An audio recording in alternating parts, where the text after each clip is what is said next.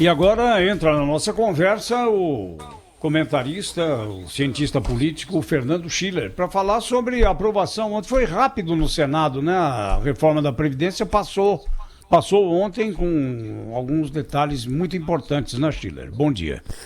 Tudo bom, Zé Paulo? Olha, de fato, ontem foi feito um acordo, aliás, mérito da senadora Simone Tebet, também do senador Davi Alcolumbre.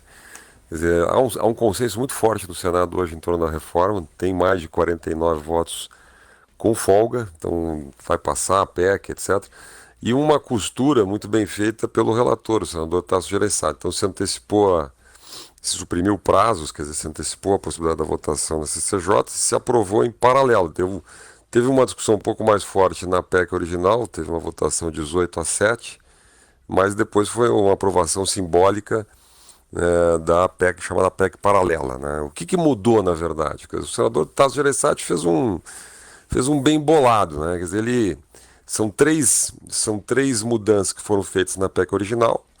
Segundo cálculos do secretário Rogério Marinho, isso dá uma perda fiscal, chamada potência fiscal em 10 anos, na faixa aí de 60 bilhões. Né? E basicamente são 3 pontos. Primeiro, muda um pouco a regra de transição, fica valendo a mesma pontuação atual para trabalhadores que estão submetidos a agentes nocivos, como trabalhadores na área de mineração e outras áreas de risco. Né? O BPC, que foi o tema que é um pequeno detalhe na questão do BPC, tanto se discutiu, quer dizer, começou uma enorme mudança no BPC lá quando a proposta saiu do governo, ele foi sendo desidratado na Câmara, ficou apenas um item que constaria na Constituição, o critério de renda para receber o BPC, que é o critério de renda per capita até 1/4 do salário mínimo, ou seja, vamos lá, na prática, quem ganha menos de R$ 250 por mês per capita, uma família, então é uma situação de extrema pobreza.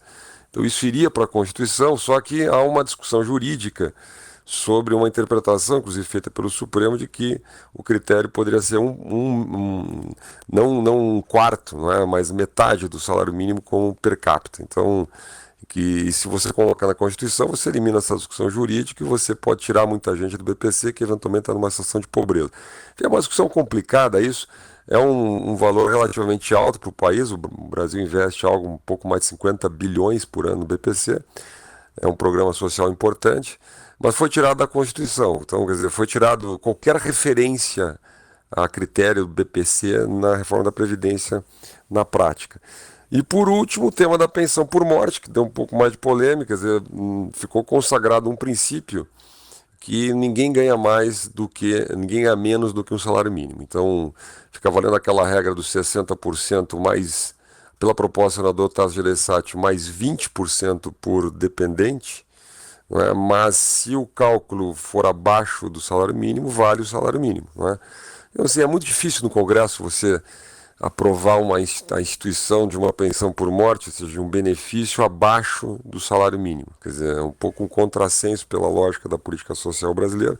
Imagina, morre o marido, a esposa está com um filho, 2 filhos, e eventualmente você tem lá um salário, uma pensão abaixo do salário mínimo. Né? No texto que veio da Câmara, tinha um ajuste de que valeria o salário mínimo se tivesse outra renda comprovada. Então isso foi eliminado. Independente de haver outra renda, outra fonte formal de renda, o salário mínimo fica como critério básico. Aí, né? E aí foi aprovada a PEC, foi rejeitado, aliás, por 12. Ó, o destaque que teve mais polêmica foi um destaque que acabou sendo rejeitado por 13-12, que fazia voltar a regra original do abono salarial. O Brasil tem uma política de abono salarial, muita gente não se lembra, né? Vem dos anos 70 ainda, do governo Médici, e que diz o seguinte: até 2 salários mínimos você tem direito lá ao abono salarial. Isso, a reforma na Câmara reduziu isso para R$ 1.360, né, e por muito pouco não volta para os 2 salários mínimos no Senado, mas foi derrotada aí. Né? E aí tem a PEC paralela, maldosamente chamada pelo senador Weverton Rocha de PEC da balela, que é o... Por quê? Porque depende aí da aprovação na Câmara, então tem um pouquinho a ideia de você aprova uma flexibilização, uma desidratação da reforma da Previdência na PEC principal, com essas supressões, então você reduz aí a potência fiscal pelo cálculo que foi feito ontem no Senado para 870 bilhões em 10 anos, mas reintroduz na PEC paralela, uma série de contribuições previdenciárias no setor de agronegócio exportador, para entidades filantrópicas grandes, quer dizer, você vai ter aí universidades, hospitais, etc., que são filantrópicos, mas funcionam à base de mercado, não é? E aí tira fora a Santa Casa, tira fora a assistência social, etc., e também para o simples. Então você teria um ganho de carga tributária para o país, de contribuição previdenciária, na faixa de 150 bilhões. Não é? Então, quer dizer, no fundo se compensa uma desidratação da reforma da Previdência com uma mini reforma tributária. Acho difícil que isso passe na Câmara. Tem lobby lá na Câmara do agronegócio, tem lobby das entidades filantrópicas. O Simples conta com muito apoio dentro do Congresso, vai ter lobby de entidades também. Então, quer dizer, na verdade tem um cheque à vista para descontar, desidratando a reforma da Previdência, nesses 60 bilhões aí, com essas pequenas generosidades do senador Tasso Gereissati, e uma promessa a prazo, né, de um aumento aí de carga tributária nas contribuições previdenciárias, mas tem que passar pela Câmara. Acho difícil passar até o final do ano.